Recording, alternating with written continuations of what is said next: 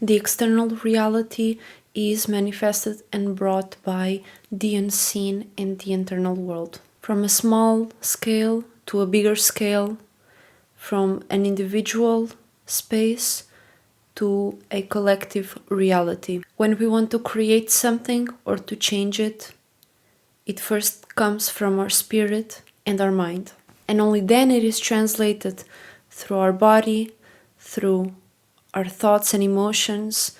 through our actions and the consequences it has on the world. Each individual spirit has their own agendas, their own mind, their own spirit and individuality, their own spiritual group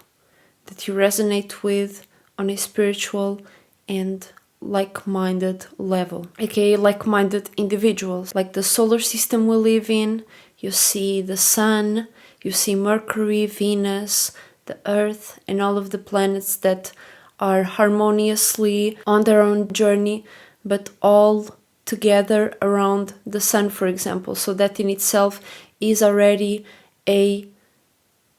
level of a spiritual group or like-minded spirits that have a way to work together without colliding into each other or having war against each other. Or a group that shares the same values and beliefs and are not constantly walking on eggshells around each other. I also think that if you are not spiritually and subconsciously aware of the process that goes on within you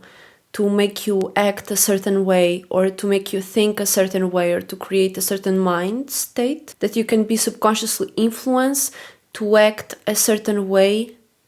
or on certain things if you allow it. If you allow that external influence and ideas to overtake your own mind, because in the first place you didn't explore it as much, you didn't explore as much your subconscious to know what is it that you believe in or that you want to believe in and that you want to work and act upon. So it will be much easier for you to get influenced by someone else's idea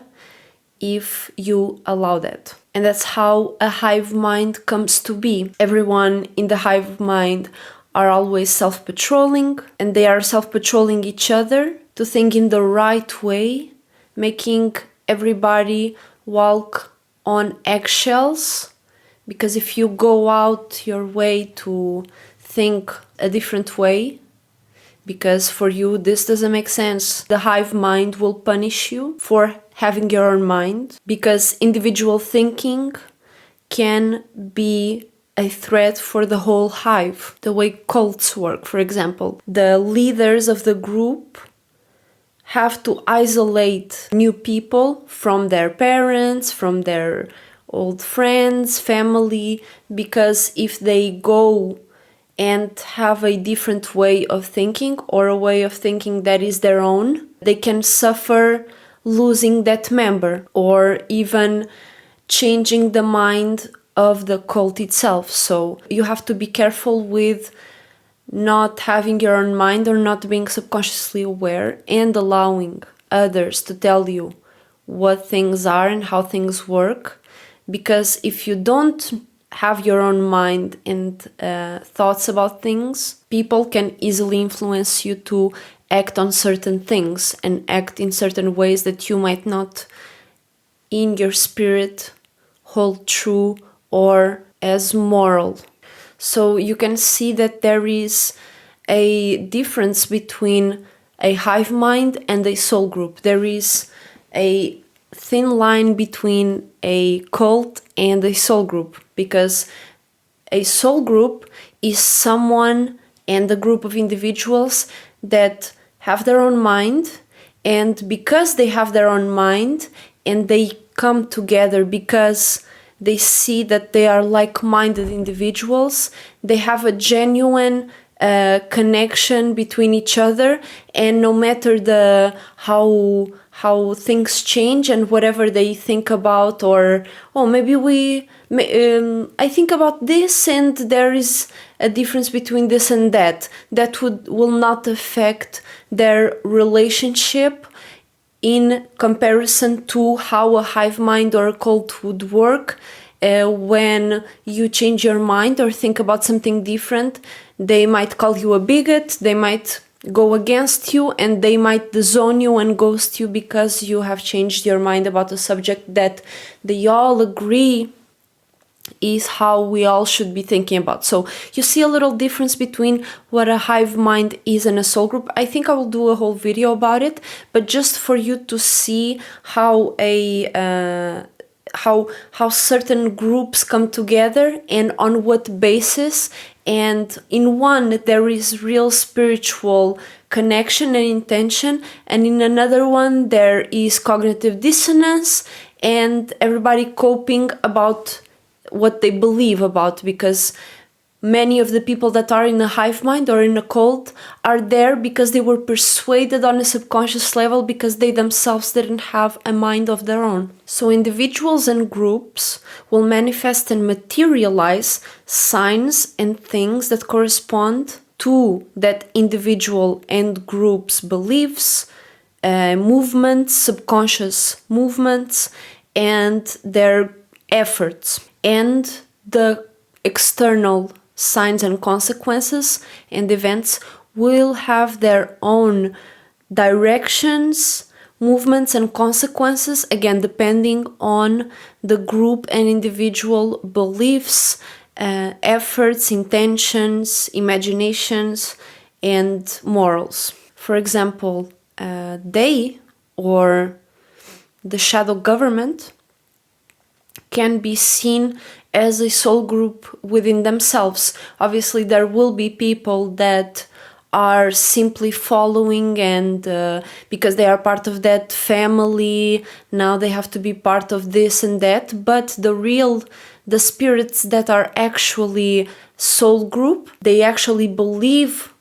the things that they are doing, and they actually think and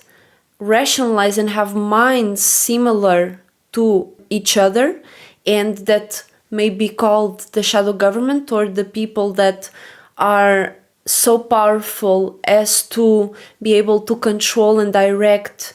big parts of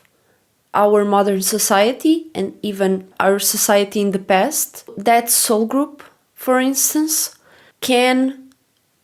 control certain events so far. And because so many people believe that they or the shadow government can control the world, the external manifestation of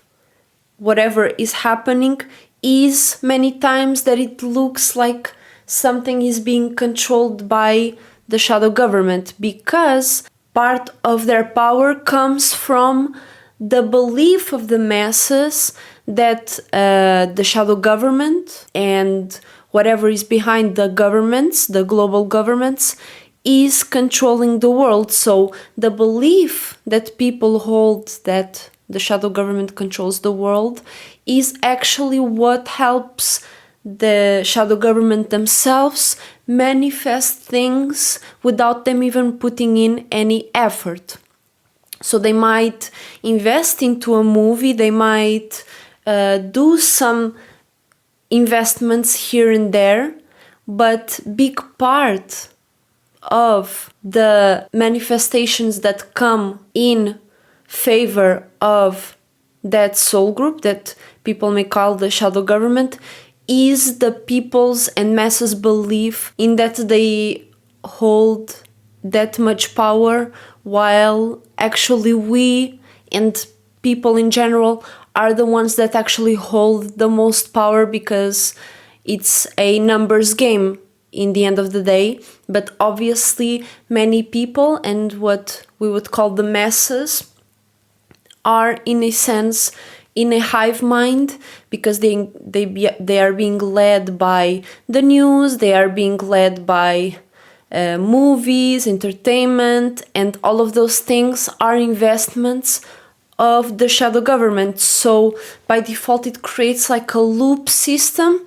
and people's beliefs and intentions are what helps the shadow government actually manifest their influence, their reality, and the directions that certain things may take, because the amount of people that are in a hive mind mentality and that don't have their own mind, they haven't explored their subconscious enough, they are being influenced subconsciously by the shadow government and the entertainment, and that's how people keep reacting to certain things, and that's how the shadow government is able to not do anything, sit back, and it's just the people manifesting things into reality without them even realizing, by the power of their beliefs, by the power of their actions, and by the power of their own emotional states that they keep on bringing up after all of the loopity-loops that they've made without even realizing or being aware inside of their subconscious mind. And people, but by not having their own minds, they keep on pushing and reusing the ideas that the propaganda, news, and movies have inserted into them. So yeah, let me know what you think about this. I wanted to make this quick video just to remind everybody that if you don't have your own mind, if you haven't explored your subconscious mind and you aren't yet aware of your subconscious patterns and how you travel spiritually and your individuality as a spirit, then someone else, especially the entertainment, will be what takes your mind away from yourself and actually makes you act on things that your spirit might not even be interested in. But because you don't know anything else, you act on things mindlessly and you end up building their world and not your world, and not finding your own soul group because you haven't yet even explored what is it that you truly believe in as a spirit, right? So I will see you all very soon. Make sure to check me out on IG. Make sure to go on the LinkTree and check it out, my art and all that shit. Go there and follow or even commission if you are interested. I hope this was interesting. I will make some more videos exploring on this because I feel like I haven't really dug deep enough in this video, but I think it is good enough to explain that the things that we manifest outside are already being worked on within, and we express it through our actions, through our communication, through our emotions, through what we do and what we express, and in the end it will be what the world looks like if we put enough effort into it, right? So we have to be aware, and before acting we need to make sure that it is not something that somebody influenced us to do, and it's actually something that comes from our spirit, and it is something that is genuinely ours and not our trauma. It is not our aunties or uncles. It is something that is really from us, and that is truly something that we want to express. So I will see you all very soon. Thank you so much for watching.